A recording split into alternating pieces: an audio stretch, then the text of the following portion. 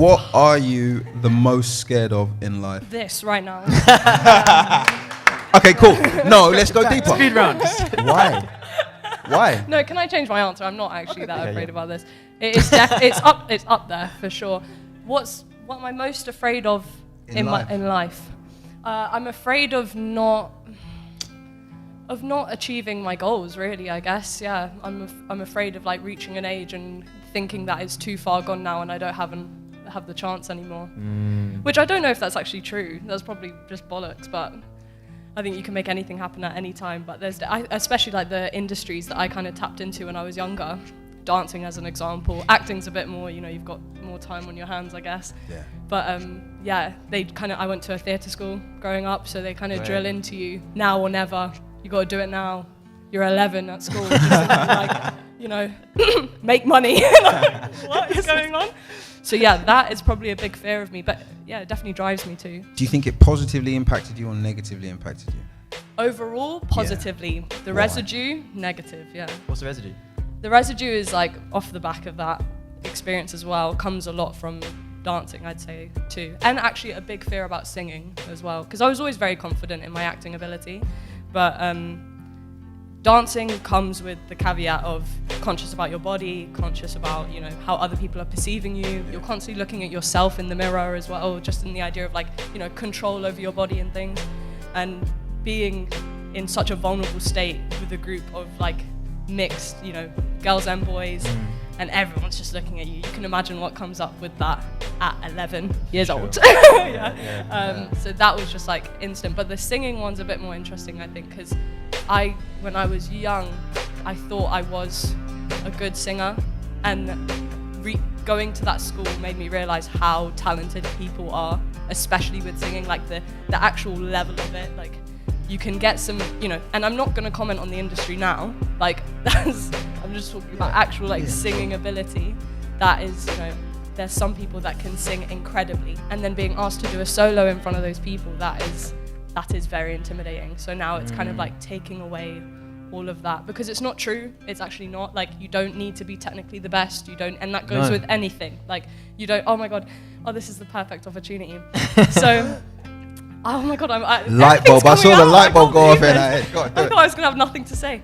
So that Neil Gaiman, Jack Freegard, if anyone remembers him, who opened this place, showed me this video. And while he was driving, because there was a big rainstorm and he was taking me home, and he was like, you need to watch this. I was like, okay, I'll go watch it. He was like, no, now. I was like, okay. It's Neil Gaiman's university chat. And he says basically, you have to be 3 things to succeed. You have to be on time, you have to be good at what you do, and people need to like you. You don't need all 3. 2 is enough. So you can be on time and people will like you and they won't mind that you're not that good. Yeah. You can be not that, you can be really good. At least you're early. Yeah. Like you, and you don't have to be on time. Or you can be on time and good at your job and people don't have to like you. So that's... It's really interesting about the theatre school experience, because I often feel that too much emphasis on a sort of mathematical goodness, like a correct standard, can really damage your innate creative being. Because I've never trained anything really. I learned to play piano by sitting. You self-taught piano, right? Yeah, just sort of sat and play piano. I never. I think if I went to a piano lesson and someone was doing that wrong, I'd just stress me out. I wouldn't have done it. I wouldn't have bothered. And there's imperfections now. My handwork's not great and stuff, but I like what I play and it seems to be going alright. So I sometimes wonder if you found the theatre school stuff, well, I guess that's kind of what I'm saying, but the theatre school stuff to have crushed in your creativity a little bit, rather than let yourself be a wild 11-year-old being weird and being celebrated for that. Yeah, I definitely think I was lucky that some of my teachers allowed for that creativity. If that wasn't there, then definitely the impact would have been somewhat negative. But I had someone, as an example, this guy Bryn, who would just everyone would come into the class, he'd be like, get out, come back in as monkeys. And then do you know what I mean? You just do the randomest stuff all day. And even sometimes the scariest stuff. I remember one time it was me and this guy who we aren't close at all. We didn't really have that much of a relationship. And my teacher says okay, stand up. And he's now hasn't given us any lead. He's basically just tells us move like this, do this. At one point he says, Lyndon, slam her to the ground. And then it turns out that he's actually sexually assaulting me. And in that moment, I know, a bit harsh. I was 15 when I did this scene. And so in that moment when he slammed me to the ground, the class started laughing, of course, because it was kind of funny and no one really understood what was going on.